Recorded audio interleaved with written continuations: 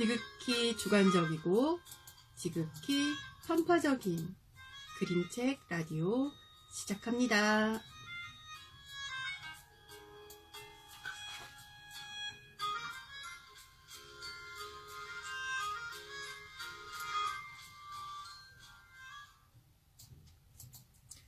안녕하세요. 그림책 라디오 서지은 최서연입니다. 네, 서연님 오늘 다시 보니 반가워요. 네. 저희 라이브 방송 시청했다 안 했다 하시는 분들은 지금 네.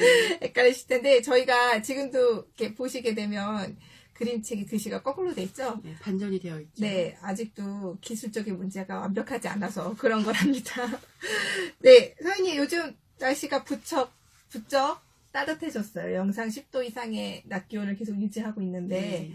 어떠세요? 따뜻한 날씨? 저는 이제 제일 큰 고민은 집안에 있는 화분을 바깥으로 내놓아도 되는지 베란다로 그 고민이 있고 남편은 계속해서 청소는 언제 할 거냐고.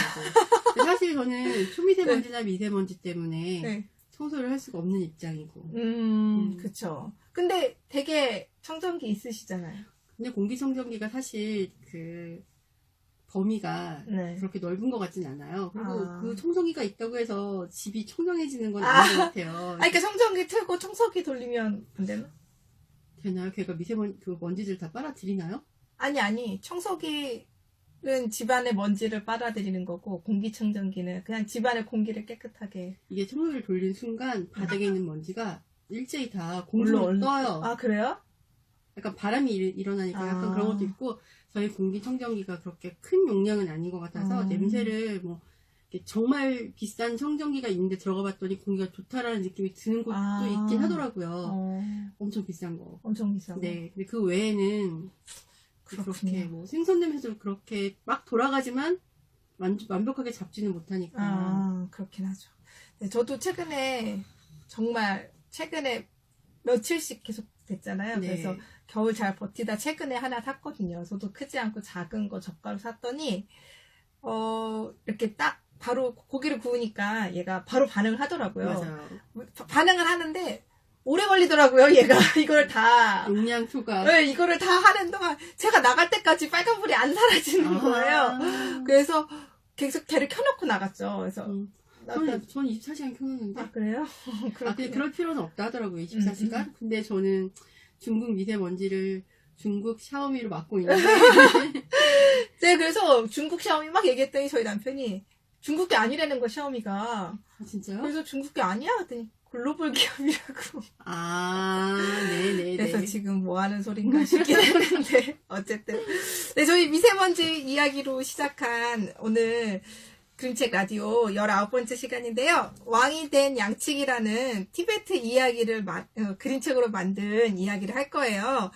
중국 미세먼지하고도 미세먼지하고 관계는 없지만 중국과 관계 있는 나라죠. 티베트. 나라라고 보기는 어렵고 여기도 그쵸. 자치구죠? 네, 저도 몰랐어요. 저는 나라인 줄 알았거든요. 그래서 방송을 하려고 티베트란 나라는 어디에 있나 이렇게 찾아보니까 독립을 하려고 하는데 독립이 아직 안 돼? 중국 자치구 뭐 이렇게. 아직 안 된 게 아니라 엄청 오랜 시간 동안 그쵸. 하려고 했지만 여러 자치구들이 하려고 시도는 했지나 정부 아직 공산국가니까 제약당하고 있는. 그렇죠. 네.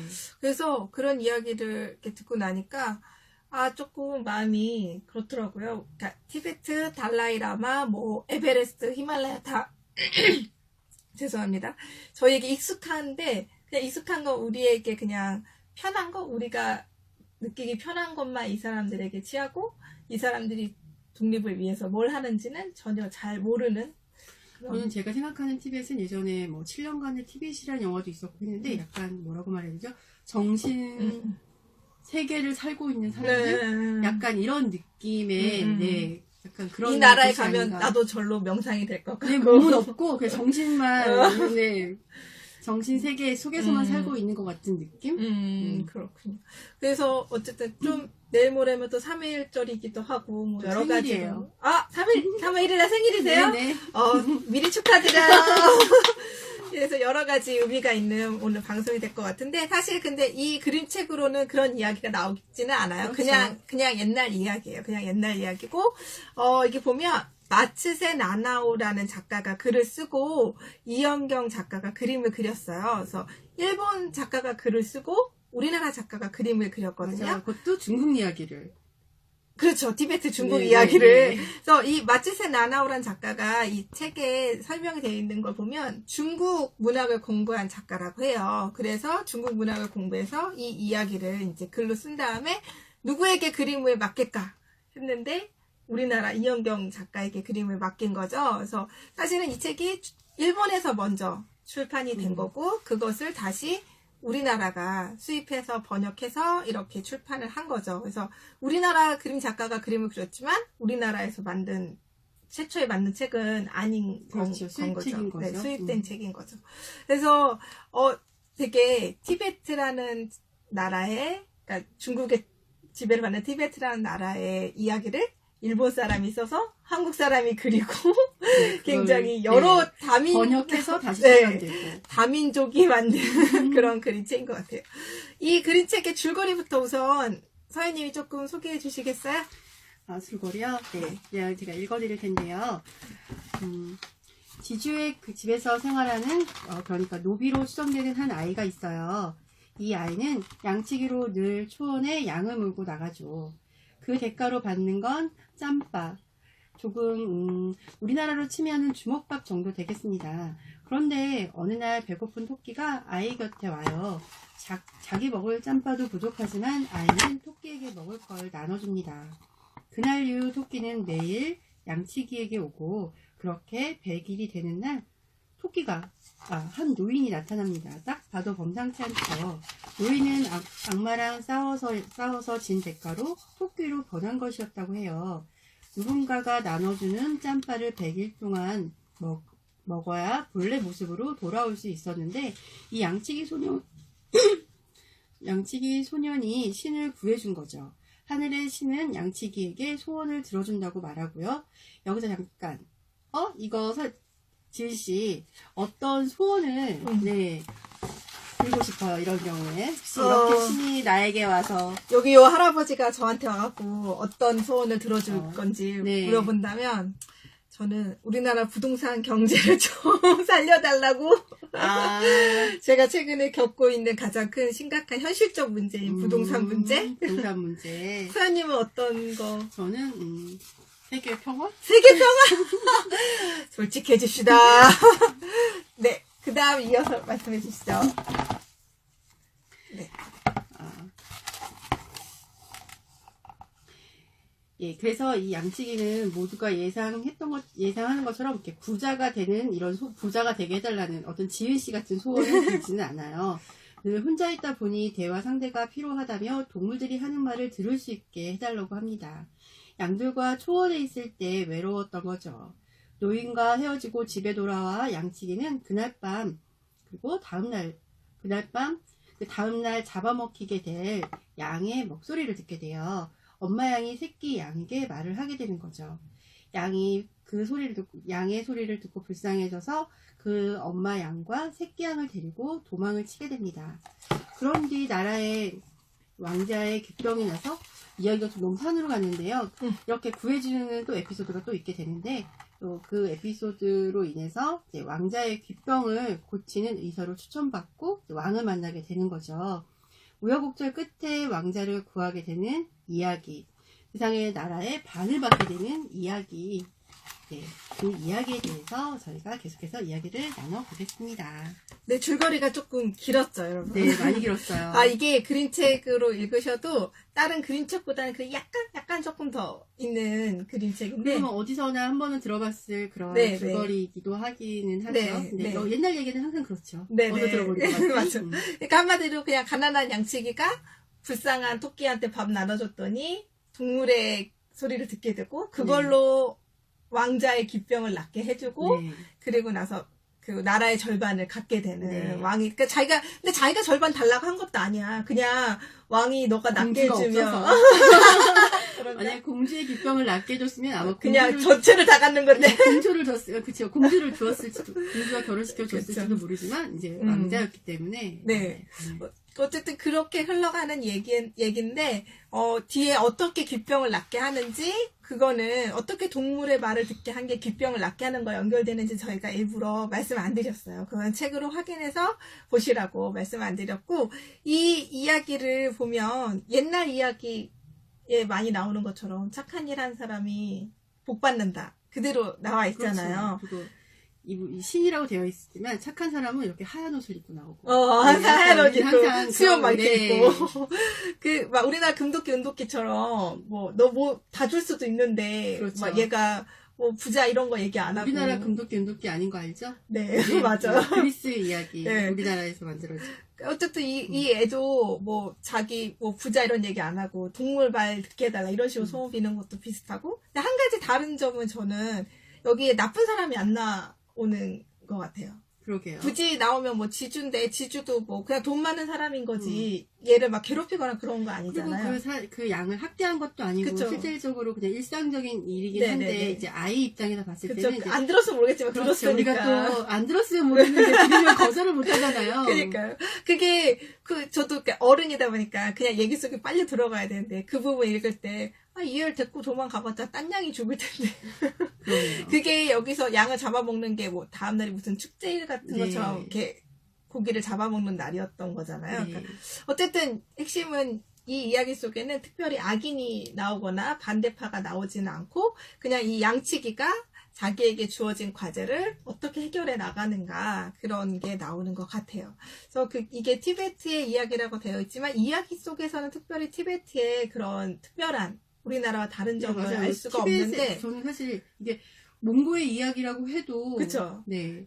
우리나라 얘기라고 해도 그렇구나 할 것 같아요. 근데 이제 그거를 그림책이다 보니까 그림으로 이렇게 조금 티베트를 표현한 건 것 같아요. 그래서 이렇게 보면 이 아이 복장이나 이런 것도 조금 다르고 저는 여기서 어떤 게 티베트 같았냐면은 이 배경에 보면 제가 표시를 해놓고도 이렇게 잘 못 찾네요. 여기 있네요. 아이가 있는 곳의 배경에 보면 여기에 이렇게 설산이 나와 있죠. 그러니까 이게 우리나라 풍경이라면 이런 풍경이 나오지 않잖아요. 그리고 이 뒤에 설산이 굉장히 산 정상이잖아요. 얘가 산에 굉장히 높은 곳에서 이렇게 지금 양치기를 하고 있다는 걸 이걸 통해서도 알 수 있잖아요. 그래서 이 티베트라는 나라가 제가 찾아보니까 평균 지대가 1500m? 그러니까 이렇게 보면은 이제 여기 아까 집들도 있었는데 여기가 고산지대라고 느껴지는 게 여기는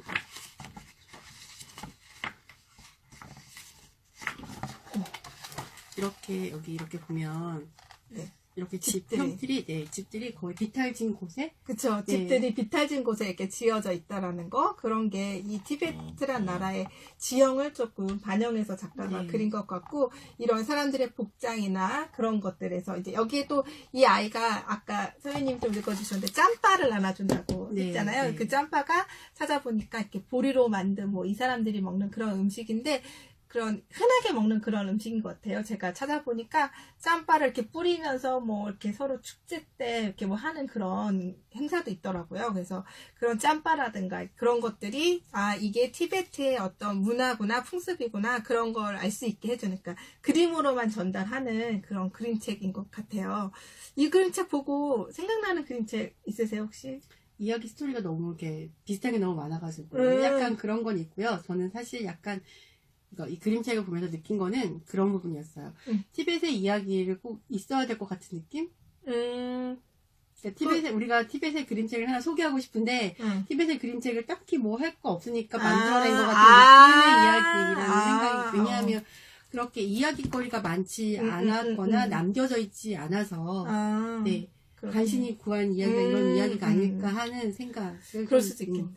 저는 이걸 딱 보고 그러니까 그림으로 봤을 때 이야기로 말고 그림 봤을 때 수호의 하얀 말이 딱 생각이 났거든요. 같은 작가잖아요. 그래서 그 수호의 하얀 말이랑 그림풍이 비슷해가지고 그러니까 좀 다르지만 어쨌든 되게 같은 나라인가 했는데 보니까 수호의 하얀 말은 몽고 비슷한 수밖에 없을 것 같아요. 유목 그렇게 민족이니까 수밖에 없는 게 약간 그렇죠. 같은 대륙 안에 있고 그쵸. 네. 같은 대륙 안에 있는 것도 그렇고 같은 이렇게 약간 작가가 그려서 그림체가 워낙 비슷해서 네. 그런 것도 있고 유목 생활을 하고 있는 거니까 거기서 거기 근데 어쨌든 이영경 작가가 우리나라 뭐 아시방 일곱동무처럼 우리나라 전통적인 것이 잘 드러나는 그림을 그린 작가로 유명한데 이렇게 다른 나라의 이야기를 그 나라 풍습을 반영하는 걸로 이렇게 그림을 그리는 활동을 하고 있다는 게 굉장히 인상적이었던 것 같고요.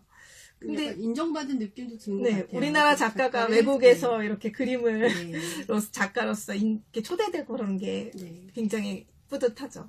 그리고 이 그림책 맨 뒷장면이 저는 사실 물음표인데 이야기 맨 끝에 이렇게 나와요. 이 장면 앞에 있는 내용은 왕이 이제 네. 소년에게 땅을 반을 주면서 이제 끝나는 이야기예요. 그쵸? 그냥 이 소년이 왕이 돼서 나머지 나라의 반을 다스리는 이야기인데 근데 마지막 장면이 이렇게 나오는 게 이게 뭔가 의미가 있을 것 같은데 서현님은 혹시 저는 생각해 보셨어요? 약간 정말 고산지대에는 그 동물들이나 이런 소 같은 것에다 뿔도 있고 빗살기를 뛰어다니거나 뭐 오가는 약간 그런 생활 그냥 그런 일상의 그냥 한 장면이지 않을까. 앞에 표지도 보면 그냥 일상이잖아요.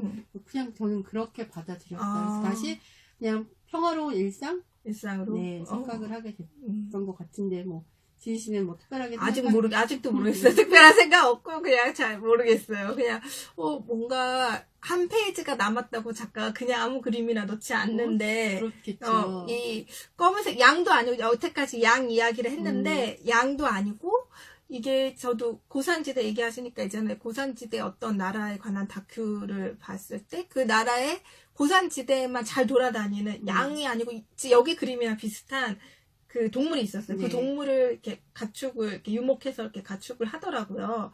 그걸 그린 것 같긴 한데, 왜 거기 끝에 꼭 그렇게 앞에 계속 양치기 얘기인데 그 끝에 그게 딱 나왔을까는 조금 궁금해요. 그냥 작가가 나중에 만나게 되면 물어보고 싶네요. 그러게요. 이메일이라도 써볼까요? 그럴까요? 여러분 혹시 이게 왜 끝에가 그림이 그런지 생각나는 아이디어 있으면 저희 방송 유튜브나 팟빵에서 라디오 영통 검색하시면 보고 들으실 수 있거든요. 페이스북에다 남기면 안 되나요? 네, 페이스북도 괜찮습니다. 네. 거기에 남겨주시면 저희가 그림책 선물로 드릴게요. 소연님 오늘 왕이 된 양치기 그림책 저희가 짧게 살펴봤는데 총평? 혹시 별점 어떠세요?